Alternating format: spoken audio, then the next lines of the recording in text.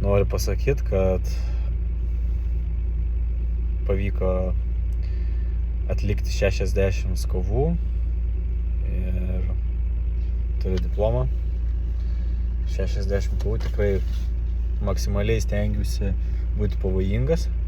Tai yra karate Kyokushin seminaras su pamokymais techniniais ir 20 kovų 3 kartus per 20 kovų. Tai rezultatas toks, kad šiek tiek raumuo sumuštas kojas. Tai trečias raundas 20 kovų buvo ir pradžia sudėtinga, nes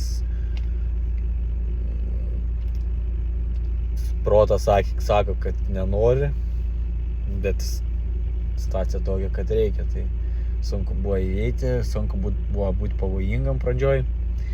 Protas sabotavo veiksmus kūno, bet vidury kovų įsijudėjus atsirado energija ir baigiau gan neblogai.